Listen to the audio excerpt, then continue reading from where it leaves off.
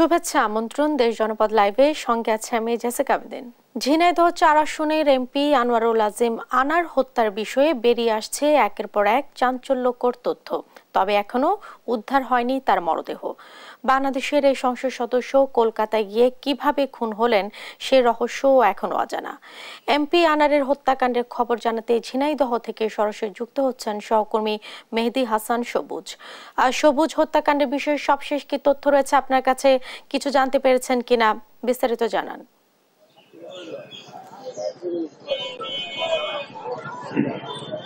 আসলে হত্যাকাণ্ডের বিষয়টি কিন্তু ভারতে কিভাবে ঝিনাইদহ ৪ আসনের সংসদ সদস্য আনোয়ারুল আজিম আনার হত্যাকাণ্ডের শিকার হয়েছে সেটি কিন্তু ইতিমধ্যেই কিন্তু গণমাধ্যমের মাধ্যমে পুরো দেশবাসী কিন্তু বিষয়টি জেনেছে। পাশাপাশি কালীগঞ্জ উপজেলার এই বিষয়টি আসলে এমপি আনার হত্যাকাণ্ডের শিকার হয়েছে এটি জানার সাথে সাথে কিন্তু দূর দূরান্ত থেকে জেলা উপজেলা বিভিন্ন উপজেলা থেকে আনার এমপির যে অনুসারীরা আছেন বা নেতাকর্মীরা আছেন এবং সাধারণ মানুষ কিন্তু এমপির বাড়ির সামনে ভিড় করছেন কালীগঞ্জ উপজেলায় তার যে নিজের যে আবাস সেই জায়গাটাতে। আমরা যতটুকু এখন পর্যন্ত জেনেছি এই হত্যাকাণ্ডের মূল পরিকল্পনা করি আখতারুজ্জামান শাহিনের বাড়ি কিন্তু কালীগঞ্জ উপজেলার পার্শ্ববর্তী উপজেলার ঝিনাইদহের কোটচাঁদপুরে। বর্তমানে কোটচাঁদপুর পৌর মেয়র যিনি আছেন সেলিমের কিন্তু বড় ছোট ভাই হচ্ছে এই শাহিন। উনি একজন আমেরিকান প্রবাসী। আসলে মানুষের ভিতরে কৌতূহলের জায়গাটা একটু বেশি হঠাৎ করে দেখা দিচ্ছে মৃত্যুর ঘটনার পরে যে শাহিন ছিল এমপি আনোয়ারের আসলে বাল্যকালের বন্ধু, কিন্তু হঠাৎ করে তাদের ভিতরে ব্যবসায়িক কি এমন দ্বন্দ্ব হলো যে একজন 3 বারের সংসদ সদস্যকে হত্যাকাণ্ডের মতো এমন একটি পরিণাম বরণ করতে হলো। এখন নেতা কর্মীদের যে দাবি বা এলাকাবাসীর যে দাবি, তারা আসলে সবাই চাচ্ছেন যত দ্রুত সম্ভব তাদের প্রিয় মানুষটি, তাদের প্রিয় এমপি মহোদয়ের লাশের যতটুকু অংশ বিশেষই খুঁজে পাওয়া যাক না কেন সেটি যেন ঝিনাইদহের এই কালীগঞ্জের মাটিতে নিয়ে এসে তাকে রাষ্ট্রীয়ভাবে সম্মান জানাতে পারেন এবং এক নজরদানে দেখতে পারেন। আমি একটি বিষয় জানিয়ে রাখি, আমাদের ঝিনাইদহ কালীগঞ্জের যিনি এমপি হত্যাকাণ্ডের শিকার হয়েছেন আনোয়ারুল আজিম আনার কিন্তু তার সংসদীয় আসনের যে এলাকাটি আছে সেই এলাকায় যত মানুষ এখন পর্যন্ত মারা যান উনি কিন্তু প্রত্যেকটি জানাজাতে কিন্তু অংশগ্রহণ করেন এলাকায় থাকা অবস্থায়, এবং উনি কিন্তু মোটরসাইকেল ব্যবহার করতেন। উনি এলাকাতে কোনো বড় গাড়ি, প্রাইভেট কার বা বাইকটা কিন্তু ব্যবহার করতেন না। এখন জনগণের বা তার অনুসারীদের একটি দাবি যে মানুষটি এত মানুষের জানাজার নামাজ আদায় করেছেন, আসলে তার জানাজার নামাজ তারা আদায় করতে পারবেন কিনা। আমি এখন কথা বলবো কালীগঞ্জ উপজেলার সাবেক ছাত্রলীগের সহসভাপতি এবং বর্তমান জেলা সাংগঠনিক সম্পাদক স্বেচ্ছাসেবক লীগের মিঠু মালিকা। আমরা একটু তার সাথে সরাসরি একটু কথা বলছি। আচ্ছা, আপনাদের এখন স্থানীয়ভাবে আপনাদের আসলে দাবির জায়গাটা কি? আমাদের দাবির জায়গা হলো ঝিনাইদহ ৪ আসনের মাননীয় সংসদ সদস্য জননেতা জনাব আনোয়ারুল আজিম আনার এমপি মহোদয় নৃশংসিতভাবে খুন হয়েছেন। আমরা এই খুনের সাথে যারা জড়িয়ে আছে তাদের দৃষ্টান্তমূলক শাস্তি দাবি করছি। আমরা মাননীয় প্রধানমন্ত্রী দেশরত্ন শেখ হাসিনার কাছে আমাদের বিনয়ের অনুরোধ, দেশের দক্ষিণ পশ্চিম অঞ্চলের সবচেয়ে জনপ্রিয় জননেতা আনোয়ারুল আজিম আনার এমপি মহোদয়কে যে সকল খুনিরা হত্যা করেছে, হত্যা নিশ্চিত করেছে, শুধু হত্যা নিশ্চিত নয়, তাকে খণ্ড বিখণ্ড করে বর্বরচিত হত্যা হিসাবে পরিগণিত করেছে। আমরা তাদের দেশের প্রচলিত আইনে সর্বোচ্চ শাস্তি মৃত্যুদণ্ড আমরা দাবি করছি। সেই একই সাথে আমরা মাননীয় প্রধানমন্ত্রীর কাছে আমাদের আকুল আবেদন, জননেতা জনাব আনোয়ারুল আজিম আনার এমপি মহোদয়ের লাশ দ্রুত দেশে পাঠানোর ব্যবস্থা করা হোক।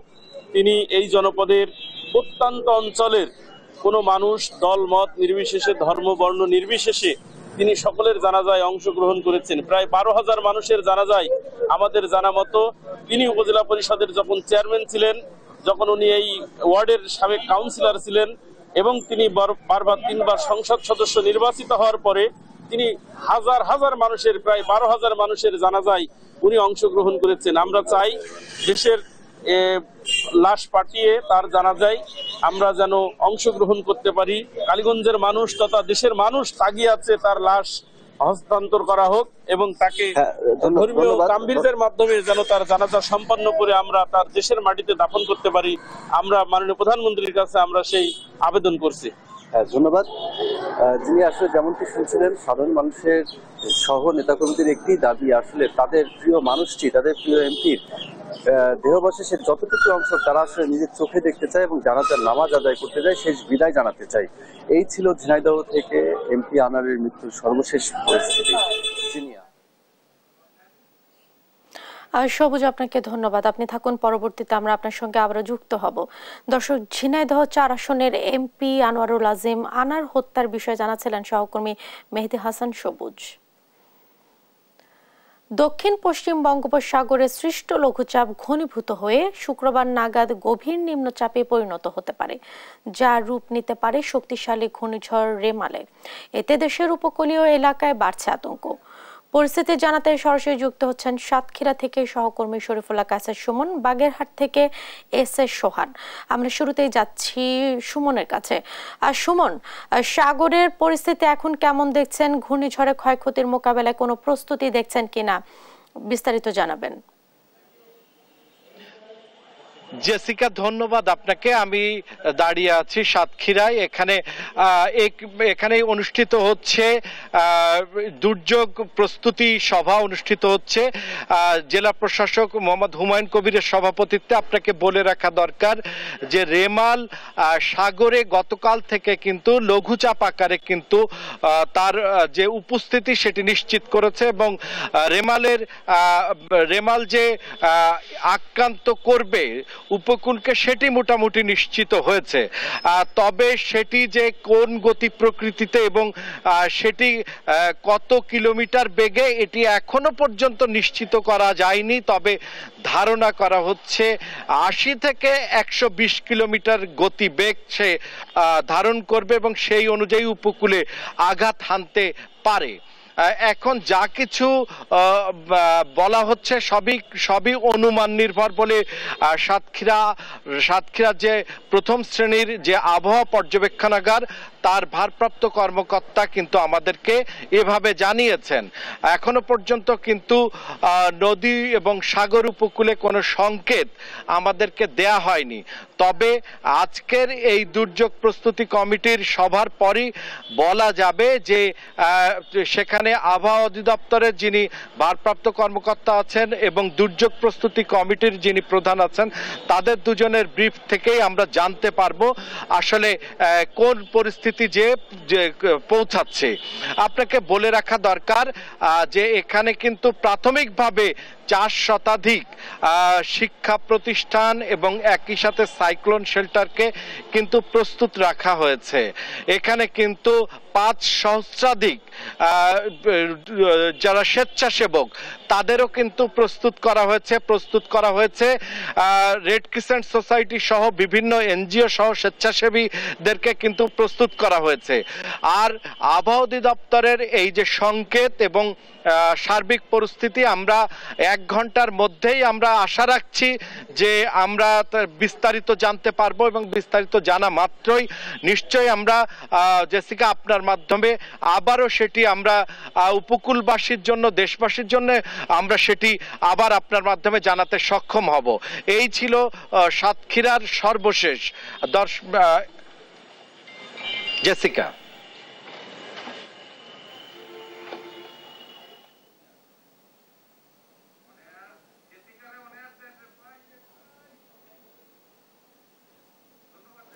সুমন, আপনাকে ধন্যবাদ।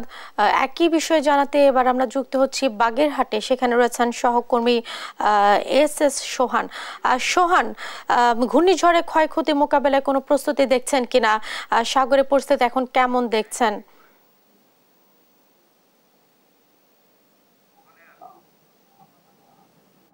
বাগেরহাটে সার্বিক পরিস্থিতি হচ্ছে সকাল থেকেই রৌদ্রোজ্জ্বল আবহাওয়া বিরাজ করছে এবং প্রখর রোদ সেটাই বলা যায়।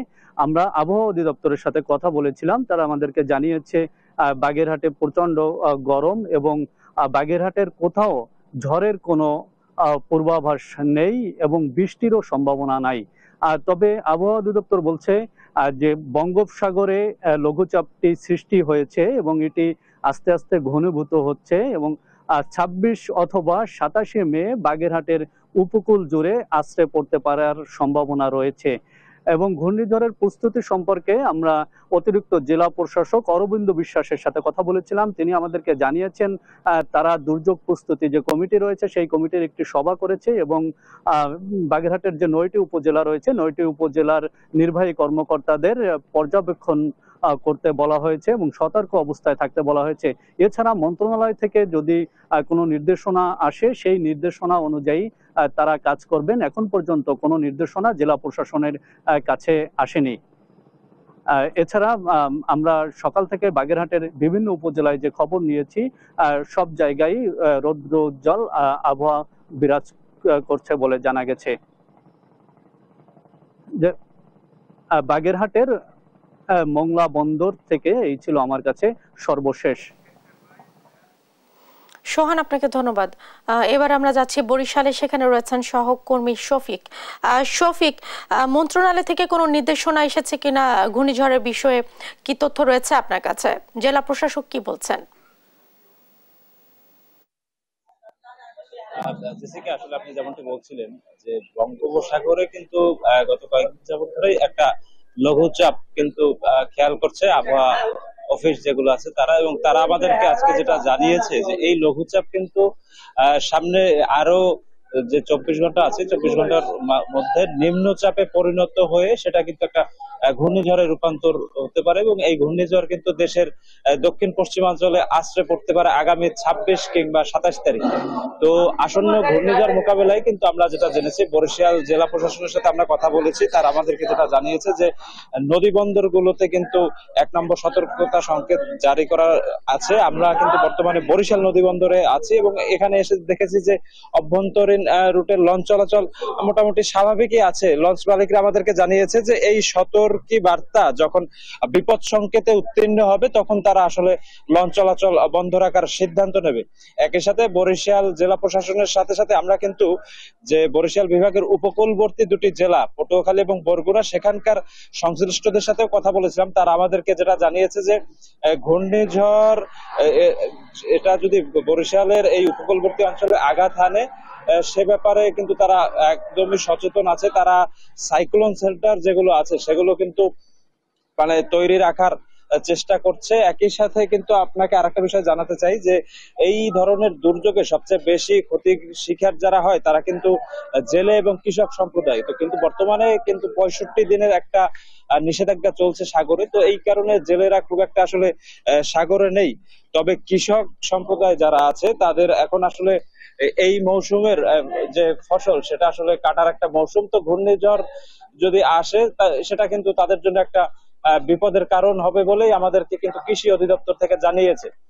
বরিশালের আবহাওয়া যদি আমি একটু পর্যালোচনা করি, গতকাল থেকেই কিন্তু একটু খন্ড খন্ড মেঘ দেখা গেছে, কখনো একটু গুঁড়ো গুঁড়ো বৃষ্টি দেখা গেছে, আবার হঠাৎ হঠাৎ কিন্তু খুব উত্তাপ ছড়ানো গরমও কিন্তু এই অঞ্চলের মানুষ লক্ষ্য করেছে। তো এই যে সার্বিক ব্যাপারটা, এটা আমাদেরকে যে স্থানীয় আবহাওয়াবিদ যারা আছেন তাদের সাথে কথা হয়েছে, তারা বলেছে যে ঘূর্ণিঝড়ের প্রাক মুহূর্তে কিন্তু আবহাওয়ার অবস্থাটা অনেকটা এরকমই হয়। তো যদি আগামী 26 তারিখ যে ঘূর্ণিঝড় সেটা যদি আশ্রে পড়ে বরিশালে, তবে আসলে একটা ক্ষয়ক্ষতির সম্ভাবনাই আছে।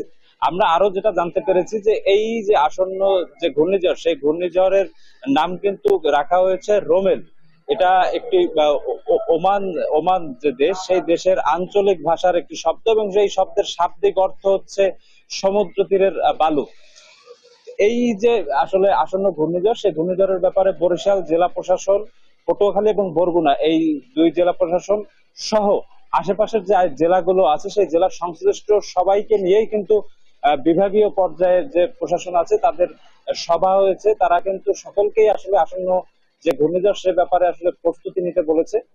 আবহাওয়া আসলে পর্যালোচনা চলছে, এটা আসলে পর্যালোচনার শেষে যখনই আসলে একটা দুর্যোগ আসন্ন থাকবে, যখন ঘূর্ণিঝড়ের একটা আসার সম্ভাবনা তৈরি হবে, একই সাথে এই যে সতর্ক বার্তা যেটা আবহাওয়া দপ্তর থেকে দেয়া আছে সেটা যখন আসলে বিপদ সংকেতে রূপান্তরিত হবে, তখন কিন্তু তারা একীভূত ভাবে সমন্বিত ভাবেই আসলে এই দুর্যোগ মোকাবেলায় ঝাঁপিয়ে পড়বে বলে আমাদেরকে নিশ্চয়তা দিয়েছে। একই সাথে যদি ঘূর্ণিঝড় সংঘটিত হয় তো তার পরবর্তী সময়ে যে উদ্ধার কাজ আছে সেই ব্যাপারে কিন্তু যারা স্বেচ্ছাসেবী তাদেরকে নিয়েও কিন্তু আলোচনা চলছে যে যদি ঘূর্ণিঝড় হয় তো পরবর্তী দুর্যোগ মোকাবেলার জন্য তাদের যে সহায়তা লাগবে সে ব্যাপারে কিন্তু সভা চলছে। একই সাথে বিদ্যুৎ বিভাগকেও কিন্তু সঙ্গে নিয়ে বরিশাল জেলা প্রশাসন কাজ করছে যে নিরবিচ্ছিন্ন বিদ্যুৎ যেন আসলে পায় সে ব্যাপারে আসলে পদক্ষেপ নেওয়ার কথা জানিয়েছে। এবং একই সাথে দুর্যোগ মুহূর্তে যদি বৈদ্যুতিক তার, খুঁটি, অন্যান্য বিষয়গুলো ক্ষতিগ্রস্ত হয় সেগুলো যত দ্রুত আসলে মেরামত করে পরবর্তীতে বিদ্যুতের সরবরাহ আবার পুনরায় আগের জায়গায় ফিরিয়ে নেওয়া যায় সে ব্যাপারেও কিন্তু আসলে কথাবার্তা চলছে। বরিশাল জেলা প্রশাসন আমাদেরকে খুব ভালোভাবেই আসলে জানিয়েছেন যে তারা সামনের যে আসন্ন ঘূর্ণিঝড় সেটা যদি সত্যি চলেই আসে সেখানে যতটুকু সম্ভব যে ক্ষয়ক্ষতি যতটুকু হবার মতো আসলে মাত্রা আছে সেটা যতটুকু আসলে কমিয়ে আনা সম্ভব সে ব্যাপারে কিন্তু তারা কাজ করে যাচ্ছে। একই সাথে আমাদের এই অঞ্চলের যে সমুদ্র তীরবর্তী যে দুটি জেলা পটুয়াখালী এবং বরগুনা সেই দুই জেলার প্রশাসনও কিন্তু বেশ সচেতন ভাবেই কাজ করে যাচ্ছে। তারা কিন্তু আবহাওয়ার প্রতি নজর রাখছে, আঞ্চলিক আবহাওয়া অফিসগুলোর থেকে প্রতিনিয়ত তারা তথ্য নিচ্ছে। তো এই ছিল বরিশাল নদীবন্দর থেকে আমার কাছে এই যে আসন্ন ঘূর্ণিঝড় রোমেল সে ব্যাপারে সর্বশেষ স্থানীয় প্রশাসনের প্রস্তুতির ব্যাপারে সর্বশেষ খবর। জেসিকা। শফিক, আপনাকে ধন্যবাদ। দর্শক, ঘূর্ণিঝড় রেমালের প্রস্তুতির বিষয়ে জানাচ্ছিলেন আমাদের সহকর্মীরা। নরসিংদীর রায়পুরায় প্রতিদ্বন্দ্বী প্রার্থীর সমর্থকদের হামলায় ভাইস চেয়ারম্যান প্রার্থী সুমন মিয়া নিহত হয়েছে। ঘটনার একদিন পেরিয়ে গেলেও কোনো ঘাতককে গ্রেফতার করতে পারেনি পুলিশ। থানায় দায়ের হয়নি কোনো মামলা। এ নিয়ে সবশেষ তথ্য জানাতে রায়পুরায় নিহতের বাড়িতে আছেন সহকর্মী সুমন বর্মন। আর সুমন, মরদেহ কোথায় আছে এবং এলাকার সার্বিক পরিস্থিতি কেমন দেখছেন আপনি?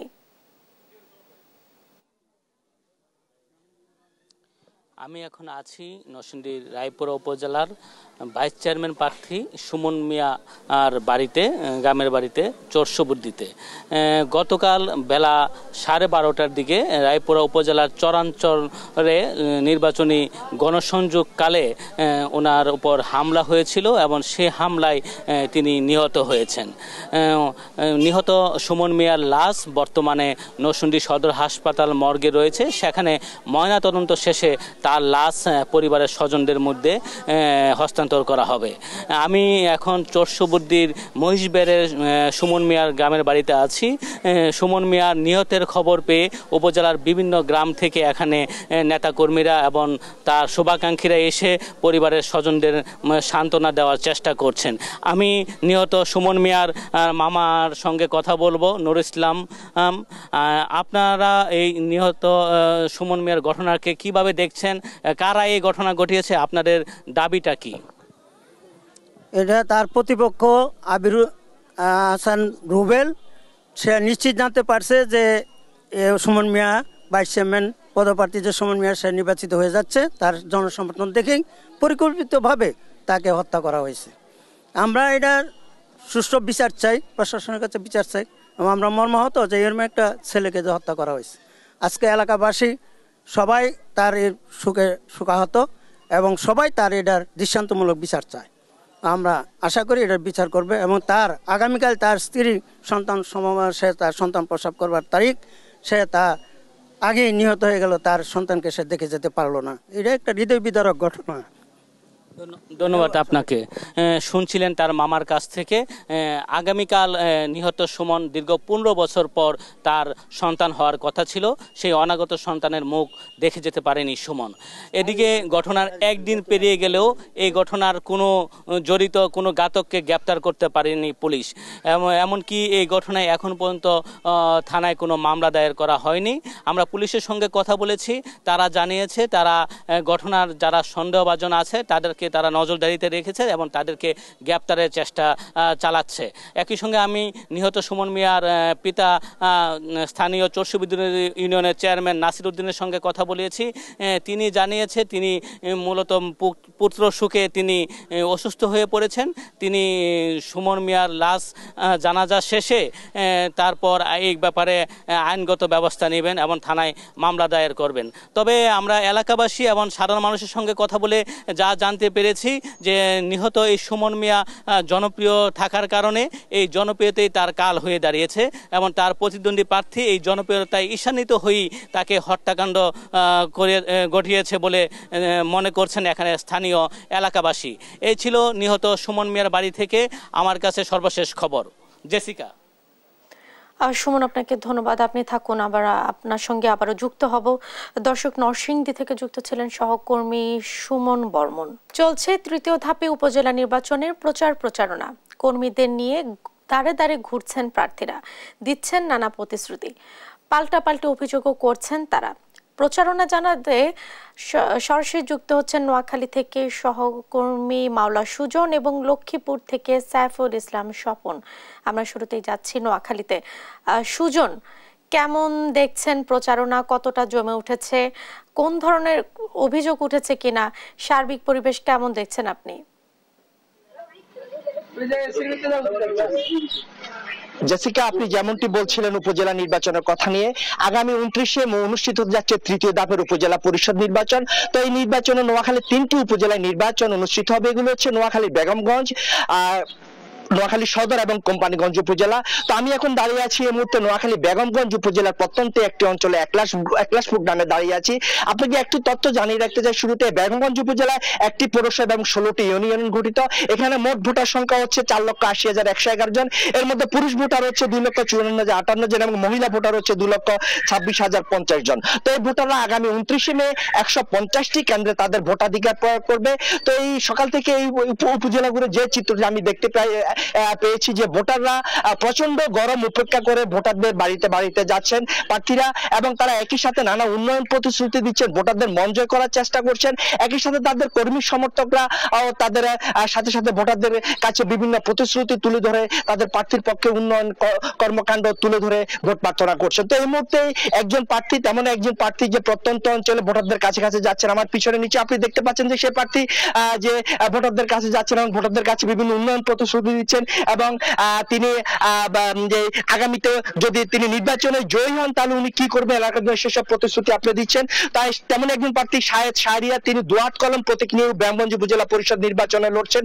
তো তার কাছে আমার প্রথম প্রশ্ন হচ্ছে যে আপনি একজন নবীন প্রার্থী, তরুণ প্রার্থী, কি প্রতিশ্রুতি দিচ্ছেন ভোটারদের কাছে? নির্বাচনের পরিবেশ কেমন রয়েছে এবং আপনি জয়ী হলে এলাকার জন্য কি করবেন? আসসালামু আলাইকুম, আমি মোহাম্মদ শাহেদ শাহরিয়ার, ষষ্ঠ উপজেলা পরিষদ নির্বাচনে বেগমগঞ্জ উপজেলা পরিষদের চেয়ারম্যান পদপ্রার্থী হিসাবে দোয়াত কলম প্রতীক নিয়ে প্রতিদ্বন্দ্বিতা করছি। আলহামদুলিল্লাহ, এখন পর্যন্ত প্রচারণা সুষ্ঠু এবং সুন্দর রয়েছে। প্রথম চাওয়া সৃষ্টিকর্তার কাছে এবং দেশের জনগণ এবং প্রশাসন সবার কাছে যদি সুষ্ঠু সুন্দর একটি ভোট হয়, সুস্থ সুন্দর ভোট হলে আমি আশা করি তরুণরা এবং সর্বোপরি গ্রামের শহরের সকল মুরব্বী দোয়াত কলম মার্কায় ভোট দিবে। কারণ আমি নির্বাচনের শুরুর আগেই একটি ছোট্ট প্রত্যয় ব্যক্ত করেছি, আমি একটা স্মার্ট বেগমগঞ্জ করতে চাই। মাননীয় প্রধানমন্ত্রী জয়ন্ত্রী শেখ হাসিনার হাতকে শক্তিশালী করার জন্য যে স্মার্ট ডিজিটাল বাংলাদেশ গড়ার অঙ্গীকার তিনি করেছেন, সেই অঙ্গীকারে সামিল হতে চাই। মাননীয় সংসদের হাত শক্তিশালী করতে চাই, জনগণকে তাদের প্রাপ্য উন্নয়ন বুঝিয়ে দিতে চাই। আমি বিশ্বাস করি, আমি যেহেতু সরকারি দলের একজন সমর্থক এবং একজন মাঠের কর্মী, আমি যদি আগামী 29শে মে ষষ্ঠ উপজেলা পরিষদ নির্বাচনে দোয়াত কলম মার্কায় আপনাদের ভোটদানের পরে উপজেলা চেয়ারম্যান হতে পারি, তাহলে আমার যে ছোট ছোট স্বপ্ন, বাঙালি মানুষ আমরা স্বপ্নবাজ, আমাদের বেগমগঞ্জের প্রত্যেকটি রাস্তা পাকা হবে, বেগমগঞ্জের প্রত্যেকটি ঘরে মানুষ সুশৃঙ্খলভাবে যাতায়াত করতে পারবে, মাদক মুক্ত একটি তরুণ উদ্যমী সমাজ হবে, সেই সাথে আইটি ভিলেজ তৈরির মাধ্যমে স্মার্ট বেগমগঞ্জ তৈরি হবে। ধন্যবাদ আপনাকে। যেমনটি বলছিলেন এই প্রার্থী শাহেদ শাহরিয়ার, সেটি হচ্ছে যে তিনি উন্নয়ন প্রতিশ্রুতি ব্যক্ত করেছে। মাননীয় প্রধানমন্ত্রী যে ঘোষণা করেছে স্মার্ট বাংলাদেশ, সেই স্মার্ট বাংলাদেশ গড়তে হলে যে স্মার্ট উপজেলা গঠন করা দরকার, তিনি সেটি প্রত্যয় ব্যক্ত করেছেন। একই সাথে তিনি মাদক মুক্ত যে তরুণ সমাজ সেটির কথা বলেছেন। একই সাথে যে গ্রামীণ পরিবেশ, যে গ্রামীণ অবকাঠামো উন্নয়নের কথা তিনি বলেছেন। জেসিকা, এ হচ্ছে নোয়াখালীর বেগমগঞ্জ উপজেলা থেকে আমার কাছে সর্বশেষ। সুজন, আপনাকে ধন্যবাদ। একই বিষয়ে জানাতে এবার আমরা যুক্ত হচ্ছি লক্ষ্মীপুরে। সেখানে আছেন সহকর্মী সাইফুল ইসলাম স্বপন। প্রচারণা কতটা জমে উঠেছে আর সার্বিক পরিবেশ আপনি কেমন দেখছেন? হ্যাঁ জেসিকা, আপনি যেমনটি জানতে চাচ্ছেন যে লক্ষ্মীপুরে তৃতীয় ধাপে লক্ষ্মীপুর সদর উপজেলা নির্বাচন 29শে মে অনুষ্ঠিত হবে। তো এই যে লক্ষ্মীপুরে 29শে ফেব্রুয়ারি নির্বাচনকে 5 জন চেয়ারম্যান প্রার্থী তাদের মনোনয়নপত্র জমা দেন। এর মধ্যে গতকাল বিকালে মূল প্রতিদ্বন্দ্বিতাকারী একজন আবুল কাশেম চৌধুরী, যিনি আনারস প্রতীক নিয়ে প্রতিদ্বন্দ্বিতা করছেন, এবং যার সাথে প্রতিদ্বন্দ্বিতাকারী কাপ্রিজ মার্কা সালাউদ্দিন টিপু, গতকাল বিকেলে দুপুরবেলা লক্ষ্মীপুর সদর উপজেলা আওয়ামী লীগের সভাপতি কবির পাটারি এবং চন্দ্রগঞ্জ থানা আওয়ামী লীগের সাধারণ সম্পাদক আব্দুল ওহাব, কাপ্রিজের প্রার্থী সালাউদ্দিন টিপু এবং আনারস প্রতীকের প্রার্থী আবুল কাশেম চৌধুরী তার বাড়িতে সমঝোতা বৈঠক বসে। এই সমঝোতার বৈঠকের মাধ্যমে বিকেলবেলা আনারস প্রতীকের প্রার্থী মূল প্রতিদ্বন্দ্বিতাকারী সৈয়দ আবুল কাশেম চৌধুরী তিনি তার প্রার্থিতা প্রত্যাহার করে নেন। এই প্রার্থিতা প্রত্যাহার করার পর থেকে লক্ষ্মীপুরে যে উপজেলা নির্বাচনে যে মূল প্রচারণা সেটা উৎসবে বাটা পড়ে এবং প্রার্থীদের অন্যান্য প্রার্থী যারা আছে তারা প্রচারণা স্থিমিত হয়ে পড়ে। তো এখানকার যে মূল বর্তমান উপজেলা চেয়ারম্যান একেএম সালাউদ্দিন টিপু, তিনি কাপ্রিজ নিয়ে প্রতিদ্বন্দ্বিতা করছেন এবং তার যে মূল প্রতিদ্বন্দ্বিতাকারী আবুল কাশেম চৌধুরী তিনি প্রত্যাহার করে নেন এবং প্রত্যাহার করার পর থেকে লক্ষ্মীপুরে উপজেলা নির্বাচনে যে উৎসবের আমেজ ছিল সেটি এখন আর নেই। এখন যেটি আছে যে ভাইস চেয়ারম্যান, যে পুরুষ ভাইস চেয়ারম্যান এবং মহিলা ভাইস চেয়ারম্যান, তারা গণসংযোগ করছেন। তবে প্রার্থীদের মধ্যে একটা গুঞ্জন রয়েছে যে একেএম সালাউদ্দিন টিপু তিনি দুয়াত কলম এবং ভাইস চেয়ারম্যান বই প্রতীক এবং ফুটবল মার্কা ফরিদা স্পিন লিকা তারা একটা প্যানেল করছেন বলে গুঞ্জন রয়েছে। তবে আমরা এ বিষয়ে একেএম সালাউদ্দিন টিপুর সাথে কাপ্রিজ প্রতীকে তার সাথে কথা বলেছি। তারা এই প্যানেলের কথা বা গুঞ্জনের কথা অস্বীকার করছেন। তারা বলছে যে ভোটের মাঠে যারা প্রার্থীরা আছেন এবং জনগণ যাদেরকে ভোট দিবে তারা নির্বাচিত হবে। জেসিকা, এ ছিল লক্ষ্মীপুরের নির্বাচনের প্রচারণার সর্বশেষ খবর। আর স্বপন, আপনাকে ধন্যবাদ। দর্শক, তৃতীয় ধাপের উপজেলা নির্বাচনের প্রস্তুতি সম্পর্কে জানাচ্ছিলেন আমাদের সহকর্মীরা। ঈদুল আজহার সামনে রেখে বেড়েছে খামারিদের ব্যস্ততা। এ নিয়ে বিস্তারিত জানাতে জয়পুরহাট থেকে সরাসরি যুক্ত হচ্ছেন সহকর্মী রেজাউল করিম রেজা। আর রেজাউল, এবার জয়পুরহাটে কি পরিমাণ কোরবানি পশু প্রস্তুত হয়েছে, কি বলছেন খামারিরা? হ্যাঁ জেসিকা, আপনাকে ধন্যবাদ। আমি একটু জানিয়ে রাখি যে জয়পুরহাটে কিন্তু এবার 13,300 খামারে কিন্তু 3,09,000 খামারে গরু, ছাগল এবং ভেড়া কিন্তু প্রস্তুত করা হয়েছে বা হচ্ছে। তো এখানে আমি যেটা জেলা প্রাণী সম্পদ বিভাগ থেকে জানতে পেরেছি, তারা কিন্তু 5টি উপজেলায় 10টি মেডিকেল টিমের মাধ্যমে কিন্তু পশুর হাটগুলোতে তারা স্বাস্থ্য পরীক্ষা করছে এবং 10টি স্থায়ী হাট, পাশাপাশি 17টি অস্থায়ী হাটে কিন্তু গরু বেচা কেনা হচ্ছে। আমি এখানে কিন্তু দাঁড়িয়ে আছি জয়পুরহাটের এটা পাঁচবিবি এলাকার যে অরণ্য এগ্রোতে। এখানে কিন্তু তারা গরু প্রতিপালন করে। তো এখানে যেটি তারা জানিয়েছেন যে বিগত বছরগুলোর মতো কিন্তু এখানে এবছর কিন্তু গরুতে তারা খাদ্যর দাম বা এগুলো দামের কারণে কিন্তু বেশি তারা কিন্তু গরু পালন করতে পারছে না। তো এখন জয়পুরহাট জেলা ফার্মার্স ডেইরি ও ফার্মার্স অ্যাসোসিয়েশনের সভাপতি ও অরণ্য এগ্রোর যে স্বত্বাধিকারী, তার সঙ্গে একটু জানতে চাইবো যে আপনাদের কুরবানি উপলক্ষে কি রকম গরুর প্রস্তুতি বা কেমন কি অবস্থা? প্রতি বছরের ন্যায় আমাদের এই অরণ্য এগ্রোতে আমরা কুরবানির জন্য কিছু আমাদের কুরবানি পশু রাখি। তবে বিগত বছরের তুলনায় এবার আমাদের পশুর সংখ্যা খুবই কম। এটার মূল কারণগুলো হচ্ছে যে আমাদের যে গবাদি পশুর খাবার সেগুলোর দাম অনেক বেশি, যে কারণে আমরা কুলায় উঠতে পারছি না। আর মূল বিষয়টা আমাদের যে জয়পুরহাটে আমাদের এই বিষয়গুলো তদারকি করে আমাদের পশু খাদ্যের দাম যে হাতের নাগালে আনতে হবে, এই বিষয়ে কোনো আমাদের তদারকি নাই। আমরা আশা করব যে যাতে পশু খাদ্যের দাম আমাদের খামারিদের হাতের নাগালে আসে, যাতে আমরা একটা কুরবানির পশু অল্প মূল্যে কিংবা আমাদের উৎপাদন খরচটা কম হয়, যাতে আমরা মানুষকে কুরবানি তুলে দিতে পারি তাদের হাতে। ধন্যবাদ। আমি আর একটা বিষয় জানিয়ে রাখি যে জয়পুরহাটের যে এই 10টি স্থায়ী হাট এবং 17টি অস্থায়ী হাটে কিন্তু যে গরু বেচা কিনা হচ্ছে, এখানে কিন্তু জেলা পুলিশের পক্ষ থেকে এবং আইন শৃঙ্খলা বাহিনীর পক্ষ থেকে কিন্তু সর্বোচ্চ নিরাপত্তা ব্যবস্থা জোরদার করা হয়েছে। এই ছিল আমার জয়পুরহাট থেকে এই গরুর এই খামার বা গরুর বাজারের পরিস্থিতি। এই ছিল জেসিকা। আর রেজা, আপনাকে ধন্যবাদ। দর্শক, জয়পুরহাট থেকে কোরবানি পশুর প্রস্তুতি সম্পর্কে জানাচ্ছিলেন সহকর্মী রেজাউল করিম রেজা। জাটকা রক্ষায় সাগরে মাছ ধরায় চলছে 65 দিনে নিষেধাজ্ঞা। পরিস্থিতি জানাতে সরাসরি যুক্ত হচ্ছেন সহকর্মী AKM নাজিম। আর নাজিম, জেলেদের সাথে নিশ্চয় আপনার কথা হয়েছে, কি বলছেন তারা, আর সরকারের কাছ থেকে কোনো ধরনের সহযোগিতা পাওয়ার আশ্বাস দিয়েছে কিনা, কিছু জানতে পেরেছেন কিনা? যে আপনি যেমনটা বলছেন, আসলে সাগরে যে 65 দিনের মাছ ধরা বন্ধ রয়েছে, সেটির কারণে বাংলাদেশ সরকারের পক্ষ থেকে তারা বিভিন্ন ধরনের অভিযান এবং প্রচারমূলক অভিযান চালাচ্ছে। আমরা সকালে বেতন করতে একটি হয়তো এসেছিল সাগরে, আমরা এখন সাগরে রয়েছি। আপনি দেখতে এই সাগরের পৌঁছে গেছে শহর এবং তারা জেলেদের মাঝে সসম্ভব করেছে এবং শহর জোরদার করেছে। পাশাপাশি যে পরিস্থিতির সাংস্কৃতিক মাছ রয়েছে, সে মাছগুলোকে নিষেধাজ্ঞা চলছে।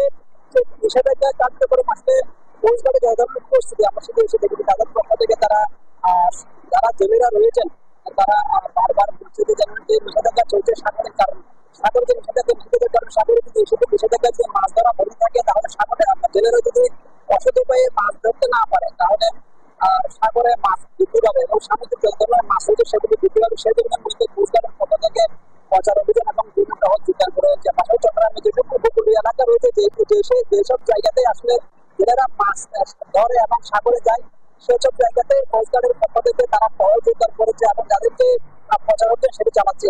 পাশাপাশি জেলেরা বলছেন যে আসলে বাংলাদেশের মাছ ধরা নিষেধাজ্ঞা চললে ভারতে বা অন্যান্য দেশে যেসব জলসীমা রয়েছে তারা মাছ ধরা শুরু হয়।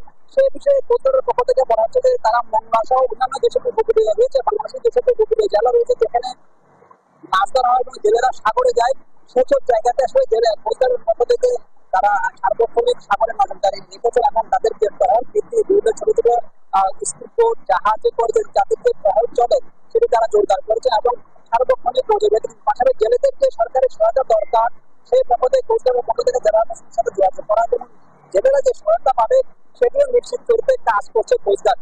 এই কোস্টগার্ডের অভিযান আমরা এখন সাগরে রয়েছে। সাগরে কোস্টগার্ডের পক্ষে টহল দল ছিল, তারা চট্টগ্রামে যেসব উপকূলীয় জায়গা রয়েছে, পতেঙ্গা, কর্ণফুলী সহ যেসব জায়গায় জেলেরা মাছ ধরে, ফিশারি গাছ সহ সেসব জায়গায় কোস্টগার্ডের অভিযান চালানো হচ্ছে এবং তারা নিরাপত্তা জোরদার করছেন এবং মৎস্য না ধরার জন্য এবং পশুপ্রতিদিন সাগরে না যাওয়ার জন্য যেসব সচেতনমূলক কার্যক্রম দরকার সেগুলো পরিচালনা করছে কোস্টগার্ড। এই জন্য আমার কাছে একটা সর্বশেষ। নাজিম, আপনাকে ধন্যবাদ। দর্শক, জাটকা রক্ষায় সাগরে মাছ ধরায় চলছে 65 দিনের নিষেধাজ্ঞা। তো সে বিষয়ে জানাচ্ছিলেন আমাদের সহকর্মী। মহাসড়কে এখনো চলছে অটোরিকশা। সড়ক পরিবহন মন্ত্রীর ঘোষণার পরও বন্ধ হয়নি নিষিদ্ধ এ বাহনটির চলাচল। পরিস্থিতি জানাতে বগুড়া থেকে সরাসরি যুক্ত হচ্ছেন সহকর্মী সঞ্জু রায়। আর সঞ্জু, মহাসড়কের পরিস্থিতি এখন কেমন দেখছেন? কিভাবে ব্যাটারি চালিত অটোরিকশা চলছে? প্রশাসন কি বলছে?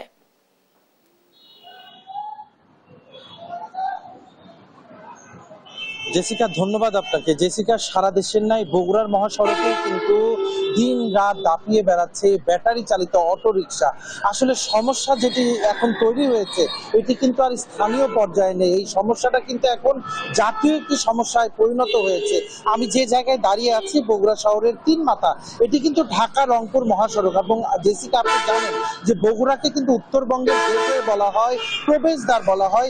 এই সড়ক ব্যবহার করে কিন্তু উত্তরের প্রতিটি জেলায় বড় বড় বাস এবং পণ্যবাহী ট্রাককে প্রবেশ করতে হয়। কিন্তু চালকদের সাথে আমার কথা হয়েছে, চালকরা যেটি জানাচ্ছে যে এই সড়কে যে দুর্ঘটনাগুলো ঘটছে তার অন্যতম কারণ হচ্ছে এই অনিয়ন্ত্রিতভাবে যে ব্যাটারি চালিত অটোরিকশা থেকে ইজি বাইক চলাচল করে এই মহাসড়ক জুড়ে, এটি কিন্তু সবচেয়ে বড় সমস্যা হয়ে দেখা দিয়েছে তাদের কাছে।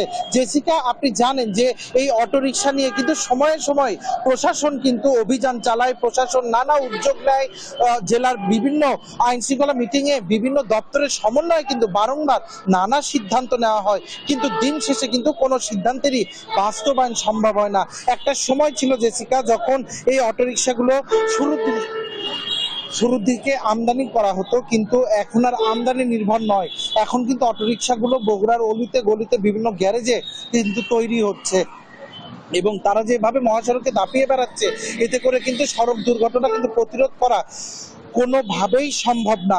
জেসিকা, আপনি একটি বিষয়, অটোরিকশা চালকরা যেটি বলছেন যে তারাও কিন্তু মানবিক আবেদন জানিয়েছেন। তারা যেটি বলছেন যে তারাও লোন নিয়ে, ঋণ নিয়ে কিন্তু তারা অটোরিকশা কিনে তারা তাদের জীবিকার ব্যবস্থা করেছে। এই জন্য তাদের দিকটাও কিন্তু চিন্তা করার জন্য তারা বারবার অনুরোধ করেছে। এমন পরিস্থিতিতে একটি সুষ্ঠু সমাধানের দাবি তাদেরও। জেসিকা, বগুড়ার মহাসড়কটা আমার কাছে এটি ছিল সর্বশেষ। সঞ্জু, আপনাকে ধন্যবাদ। দর্শক, বগুড়া থেকে যুক্ত ছিলেন সহকর্মী সঞ্জু রায়। এই ছিল এখনকার দেশ জনপদ লাইভে। পরের বুলেটিন দেখার আমন্ত্রণ রইল। এছাড়া দেশ টিভির সর্বশেষ সব খবর পেতে ভিজিট করুন www.desh.tv। ফেসবুক আমাদের সঙ্গে যুক্ত থাকুন দেশ টিভি অথবা দেশ টেলিভিশন পেজে।